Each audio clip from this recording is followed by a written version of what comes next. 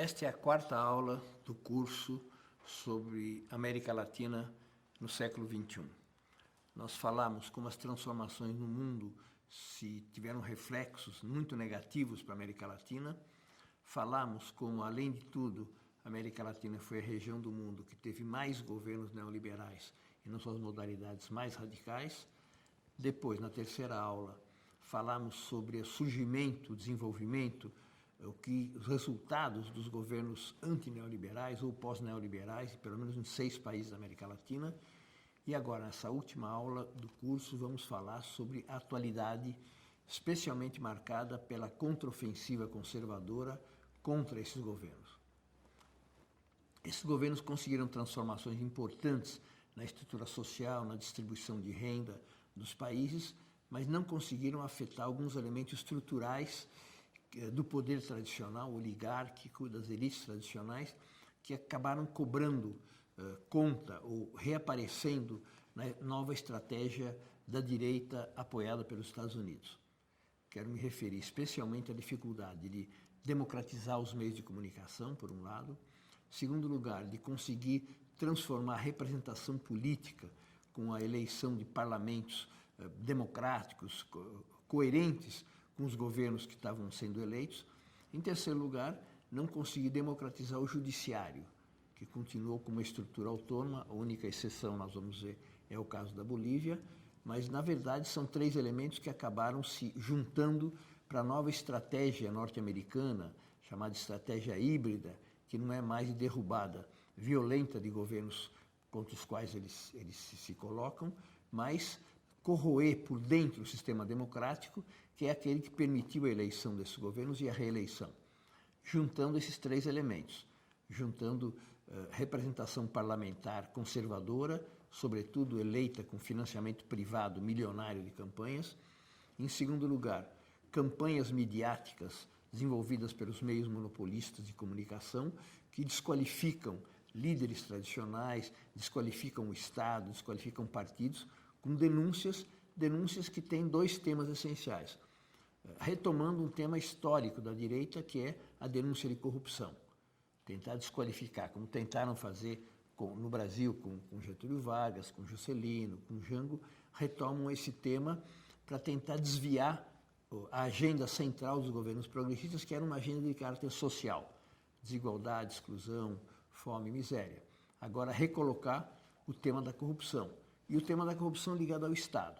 Não lhes interessa em nada a corrupção ligada a empresas privadas, a bancos, a paraísos fiscais. Não, essa tem a ver com empresários privados, com empresas privadas. Essa eles deixam de lado. O que interessa é desqualificar o Estado, os partidos, as lideranças tradicionais.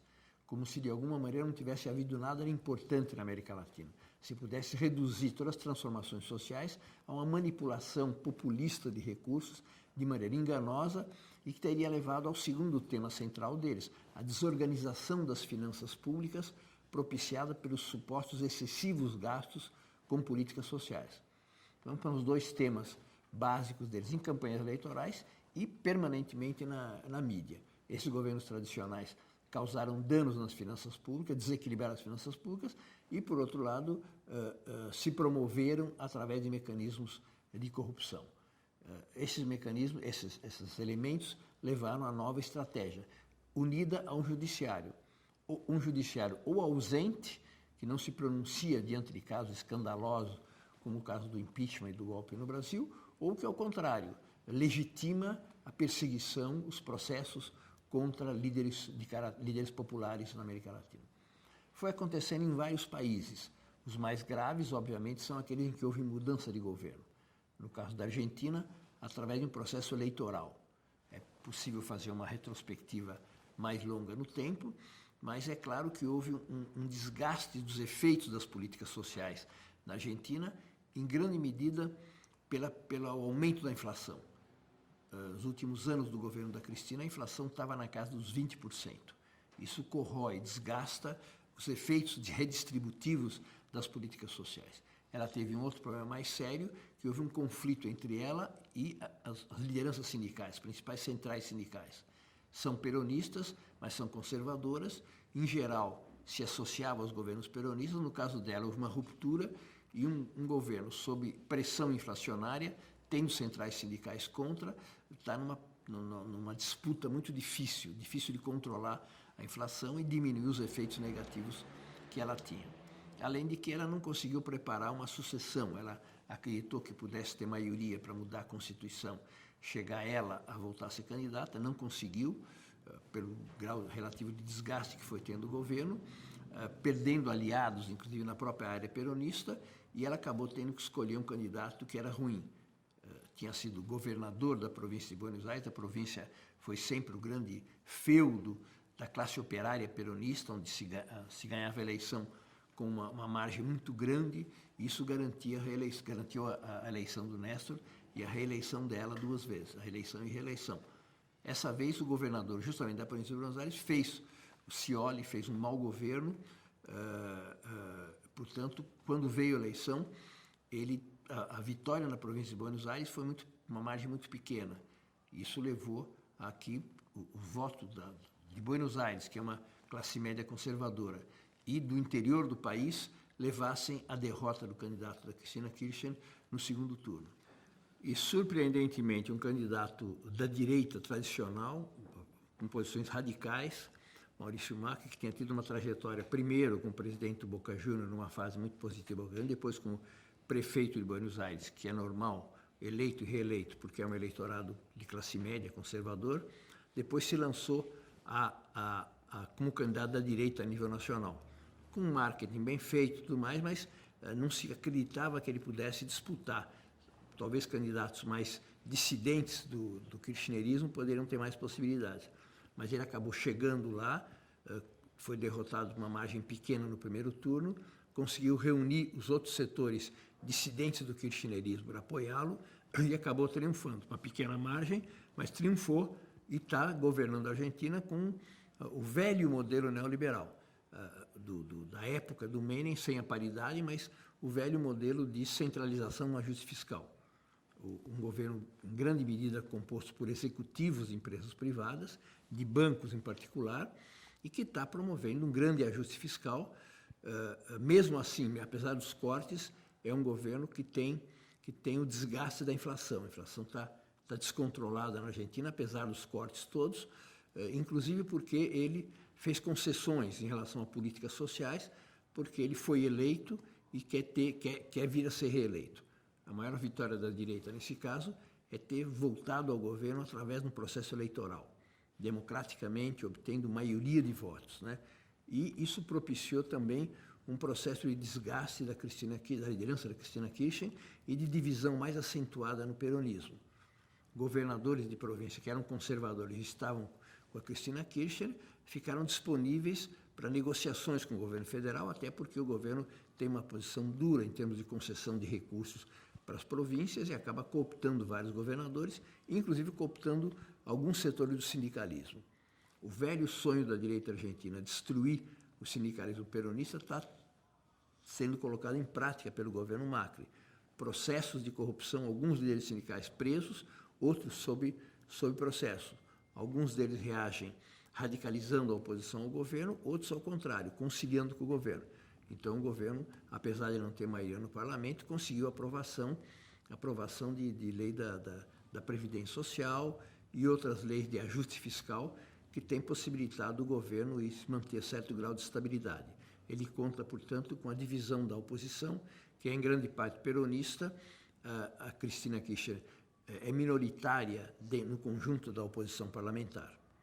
Então, é uma perspectiva mais difícil de médio ou, eventualmente, longo prazo de retomada da direita. Embora tenha um desgaste ao longo do tempo do governo Macri, ele tem a perspectiva de se reeleger.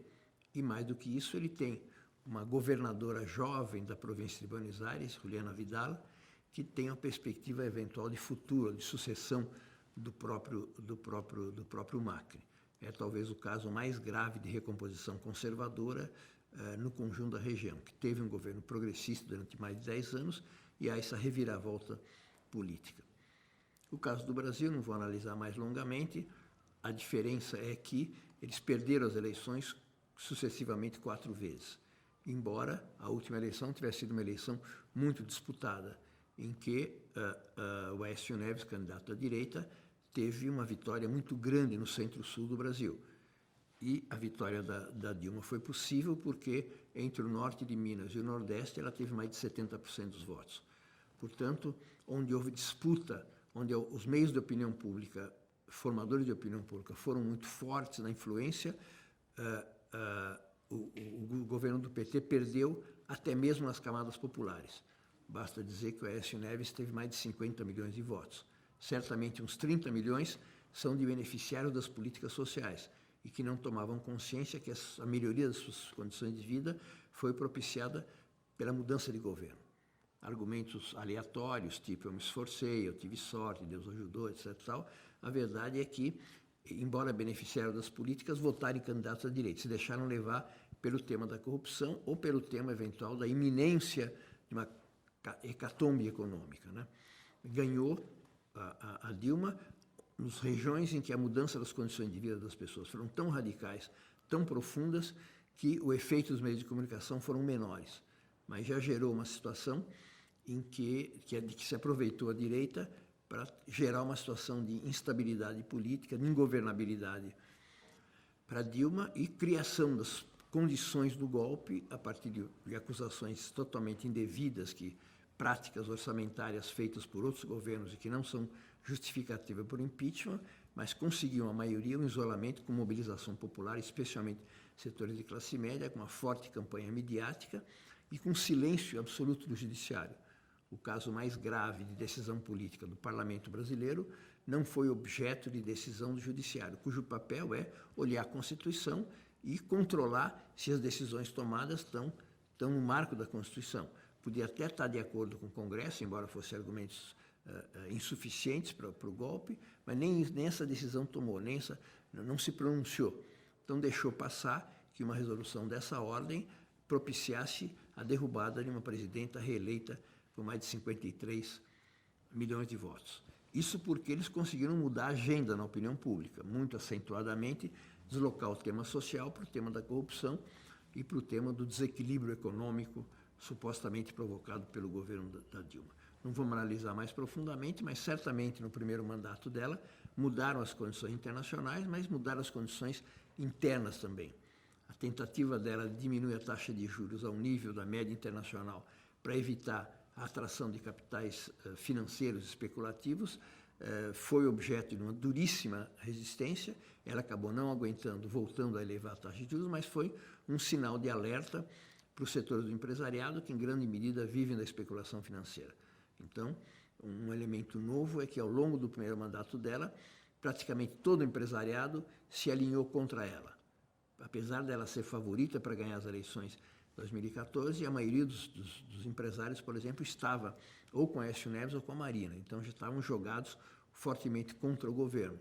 Se articularam para eleger com recursos privados. A Odebrecht chega a dizer que ela elegeu mais de 100 deputados, por exemplo, seria a maior bancada do Congresso, para eleger um Congresso que jogou fortemente na desestabilização política e apoiado nas denúncias midiáticas e no silêncio do judiciário. Levou essa derrubada que fez com que o Brasil somasse a Argentina, embora em condições mais precárias para o novo governo, porque não foi eleito, porque está colocando em prática, passou a colocar em prática um programa derrotado 4 vezes nas urnas e um programa similar àquele do Fernando Henrique e do Collor nos anos 90, que se esgotaram, mostraram seu limite, mostraram que a prioridade do ajuste fiscal, e praticamente é o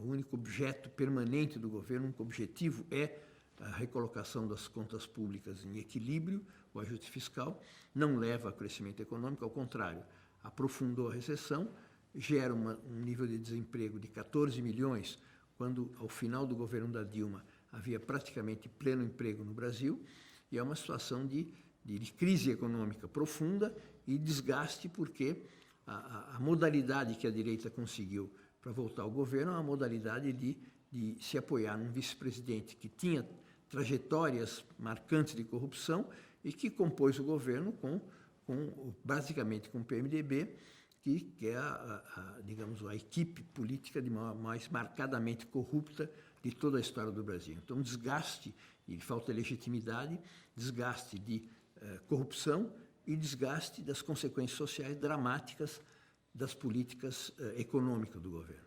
Então, depois de um auge em 2016, quando derrubaram a Dilma, começou um processo de recomposição do movimento popular, especialmente dirigido pelo Lula, a partir dos efeitos negativos das políticas sociais. Aí se conseguiu voltar a deslocar o eixo da preocupação dos brasileiros das questões de corrupção para as questões sociais, entre elas salário e desemprego. No entanto, nesse espaço de tempo, o governo, aproveitando-se da maioria no Congresso, conseguiu impor medidas drásticas do ponto de vista conservador, na perspectiva conservadora. Em primeiro lugar, congelar os recursos para as políticas sociais durante 20 anos. Em segundo lugar, a lei de reforma trabalhista, que significou praticamente abolir as leis tradicionais apoiadas durante o getulismo, principalmente abolindo as condições de negociação das relações de trabalho. Praticamente se termina o piso a partir do qual se estabeleciam as campanhas salariais. Essa ideia de que o negociado se opõe ao legislado significa que uma margem de desemprego enorme, os trabalhadores não têm nenhum piso a partir do qual negociar. Conforme a correlação de força, conforme o grau de desemprego, eles podem ter que aceitar jornadas de trabalho mais amplas, aceitar o tal do banco de horas, em que o empresário decide que horas trabalha um dia, que horas trabalha outro, praticamente termina com as horas extras e gera uma situação de fragilidade enorme para os trabalhadores, somado-se ao desemprego e dos sindicatos também, porque na prática termina com o imposto sindical. Então é uma mudança de correlação de força muito forte entre capital e trabalho.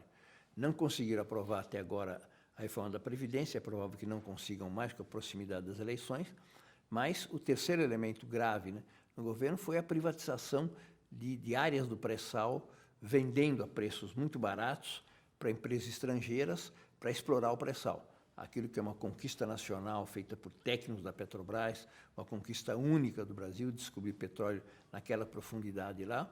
Agora, que está rendendo, que mais está produzindo petróleo no Brasil agora é o pré-sal, mas vários pedaços do pré-sal foram privatizados e a preços muito baratos, e que é coisa provavelmente irreversível do ponto de vista de perda de patrimônio público. Então, são elementos graves de desmonte do Estado, desmonte dos direitos dos trabalhadores e desmonte das políticas sociais. Por isso que o Lula tem colocado que é indispensável para recuperar a capacidade de governar o Brasil um referendo revocatório, que possibilite o povo opinar sobre essas medidas tomadas pelo governo. Isso é condição para poder a educação voltar a funcionar, já que os cortes são drásticos, ter recursos para a saúde pública, para o SUS em particular e tudo mais. Então, é uma situação de disputa. Um pouco o futuro da América Latina depende do que acontecer no Brasil. O que acontecer no Brasil nas próximas eleições vai definir o futuro do Brasil por muito tempo e com consequências para o resto da América Latina. Porque a Argentina provavelmente tem um governo conservador por um tempo maior, o México pode ter um governo progressista, mas o deslocamento da correlação de forças, frear a ofensiva conservadora, vai depender do futuro do Brasil. A Venezuela foi o primeiro país em que a direita retomou uma ofensiva forte. Depois da morte do Hugo Chávez, os efeitos do endividamento do país, os efeitos da dependência absoluta do petróleo e a baixa radical do preço do petróleo no mercado internacional se juntaram para propiciar uma retomada da oposição e mobilizações de rua contra o governo de Nicolás Maduro, que foi escolhido por Hugo Chávez para ser o seu sucessor. Desde então, a direita conseguiu eleger a maioria quase absoluta no parlamento, o governo retomou esse controle através da convocação de uma Assembleia Constituinte, tem uma quantidade de iniciativas do governo, iniciativas da oposição, que acabaram levando a nova eleição do Nicolás Maduro, mas em condições de boicote da oposição e de cerco internacional contra o governo da Venezuela. É uma situação de provável continuidade política do governo atual, mas numa situação de crise econômica interna, com desabastecimento forte, com desemprego muito grave, muito grande. O modelo está questionado. E isso vamos ver o futuro que vai ter a Venezuela a partir desse momento. O Equador é um caso especial, porque foi eleito um primeiro vice-presidente do Rafael Correa no seu primeiro governo, Lenín Moreno, uma eleição por uma vitória muito apertada, se consideramos que o candidato opositor foi, de novo, o principal banqueiro do país, quer dizer, um governo popular, teve uma vitória muito pequena sobre um candidato marcadamente de direita em termos econômicos, em termos políticos, mas o mais grave foi que, assim que o Lenin assumiu, ele começou a resgatar argumentos da oposição contra o Rafael Correa, a dizer que a situação econômica era pior do que ele imaginava, que a responsabilidade era pelos gastos excessivos, especialmente pelo endividamento externo do governo, começou a se distanciar e assumir argumentos que a oposição tinha levantado durante a campanha eleitoral. Houve um conflito aberto dele com o Rafael Correa. Posteriormente, o governo deu aval ao processos levantados a partir de denúncias da Odebrecht no Brasil contra o Jorge Glass, que foi vice-presidente do Rafael Correa no segundo mandato e que tinha sido eleito vice-presidente do próprio Lenín Moreno. Ele foi preso, foi destituído, está condenado, então as relações entre o Rafael Correa e o Lenín Moreno se extremaram, o próprio partido Aliança País se dividiu, um setor majoritário ficou com o Lenin, o setor do Rafael Correa. O setor do Rafael Correa está fundando um novo partido. O governo convocou uma consulta popular em que ele especialmente se priorizava dois temas. Um deles, que inviabilizava uma nova candidatura do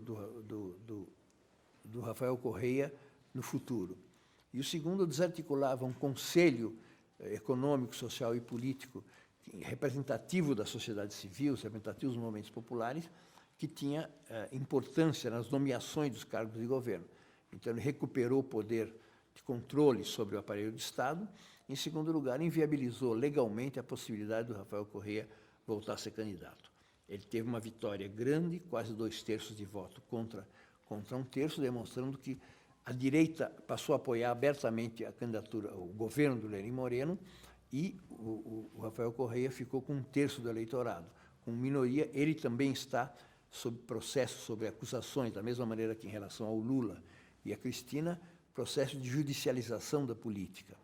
E não é um processo de debate sobre a natureza do seu governo, como não se faz na Argentina, não se faz no Brasil, mas é tentar desqualificá-lo através de processos de supostas irregularidades na sua administração pública, supostos casos de corrupção que estão tentando, através da judicialização e do chamado lawfare, a ideia de lawfare é a ideia de utilização, instrumentalização das leis para perseguição política, de uma maneira muito direcionada e muito unilateral, só em relação àqueles inimigos políticos. Através disso, está preso o vice-presidente da República, foi destituído, e o próprio Rafael Correa tem processos graves. Ele está vivendo na Bélgica, que é um país onde ele estudou, da qual a sua mulher é originária. Às vezes vem ao Equador, mas é possível que até tenha dificuldade de retornar ao país. É uma terceira modalidade de recuperação conservadora. Eleições na Argentina, golpe no Brasil e transformação interna de um governo eleito supostamente como continuidade, mas que terminou assumindo cada vez mais posições conservadoras, posições até mesmo de ajuste fiscal. Na Bolívia, a direita retomou uma ofensiva contra o governo do Evo Morales, aproveitando-se da convocação de um referendo por parte do governo para consultar a população se o Evo Morales teria direito a de novo ser candidato a presidente da República com um novo mandato. Houve uma disputa muito acirrada. No final da campanha, isso se deu em fevereiro de 2016, no final da campanha eleitoral, a direita levantou um suposto escândalo contra o Evo Morales, nível de telenovela. O Evo Morales teria tido uma noiva loira, com a qual teria tido um filho, uma amante, teria tido um filho, teria abandonado o filho. Isso pegou o governo desprevenido, uma forte campanha midiática de meios de internet, e isso acabou sendo decisivo para uma derrota de 2 pontos nessa consulta eleitoral. O governo não se resignou a isso, voltou à ofensiva, fez uma reinterpretação da Constituição, usando, inclusive, legislação internacional sobre o direito do povo eleger o seu governante nas condições que considerar razoáveis. O Congresso aprovou, o Evo Morales vai voltar a ser candidato a presidente da República. Ele tem um apoio majoritário para o seu governo, mas para a reeleição ainda é uma coisa a disputar, ainda está em aberto essa circunstância. É um país que teve as maiores transformações na América Latina. A Bolívia costumava estar junto com o Haiti, com Honduras, com o Paraguai, com os países mais pobres, e passou a ser o país que mais cresce na América. Não só que mais cresce, mais distribui renda. Refundou o Estado em torno da representação das comunidades indígenas, que tem uma participação direta do governo. Para dar um exemplo, a Bolívia, que fala espanhol, aimara, quechua, guarani e um montão de outros idiomas, acabou com o analfabetismo, com a participação ativa de alfabetizadores cubanos, mas colocou como prioridade. Não há mais analfabetos na Bolívia. A maioria do Congresso boliviano é composto por mulheres, não por lei, mas pela promoção social das mulheres. E a mulher boliviana é indígena. Então, a imagem do Congresso é uma imagem extraordinária. Mulheres com aquelas roupas, com aquele colar com folhas de coca, com seu chapéuzinho, falando os seus idiomas. É um país que tem uma transformação formidável, né? Então, tem um enorme apoio do governo, é provável que tenha uma continuidade. No Uruguai, houve apenas um tema menor. Um vice-presidente da República, foi jovem vice-presidente da República, filho do principal dirigente do movimento Tupamaro, foi acusado de irregularidades. Irregularidades que para o Uruguai são graves, para outros países não são nada. No governo anterior, ele dirigiu a empresa de petróleo e usou recursos públicos, menos de $5.000, para gastos pessoais, que não estava autorizado a fazer. E uma segunda acusação de que ele colocou no currículo dele um curso que ele teria feito em Cuba e que, na verdade, ele não concluiu. Então, veio acusações fortes contra ele, mesmo dentro da própria Frente Ampla, correntes opositoras a ele, terminaram derrubando. Ele foi substituído, deixou de ser vice-presidente, acabou sendo eleita então presidente do Senado, a mulher do Pepe Mujica, Lucia Topolansky. Foi um primeiro arranhão em termos de corrupção para a Frente Ampla. No começo do governo Tabaré Vázquez, ele teve políticas conservadoras, inclusive em relação à greve dos professores e tudo mais, e tinha um desgaste que tem se recuperado. A perspectiva é, de novo, uma vitória apertada da Frente Ampla, mas em todos os países a direita recuperou a iniciativa, em grande medida levantando o tema da corrupção. Então, o horizonte da América Latina está aberto. Como diz um livro que eu organizei sobre o tema, as vias abertas da América Latina. O futuro da América Latina está em disputa. Não é seguro que a esquerda vá continuar ou vá voltar ao governo onde ela deixou de estar, mas também não é seguro que a direita vai ter perdurabilidade, até porque ela tem o velho modelo neoliberal, não adaptou nada, não tem políticas sociais, não busca apoio e prestígio popular, aplica uma política que defende os interesses dos banqueiros diretamente. No Brasil e na Argentina é escandaloso como eles estão diretamente no governo. No Brasil, um executivo do Itaú trabalha de manhã para o Itaú, de tarde no Banco Central, com dupla jornada, a favor do Itaú, a favor do Bradesco, a favor dos bancos privados. Então, é uma política sem perspectiva de retomada do crescimento, sem perspectiva de apoio popular. Então, é uma situação de impasse da direita, mas de dificuldades da esquerda para reconquistar o governo onde perdeu ou se reafirmar no caso de países em que continua a governar. É uma situação em aberto, tem que ser acompanhado diretamente. Esperamos que esse curso possa ter dado para vocês elementos para entender o que aconteceu na América Latina no fim do século passado, as extraordinárias transformações positivas nesse século, os impasses atuais e as perspectivas de futuro. Muito obrigado.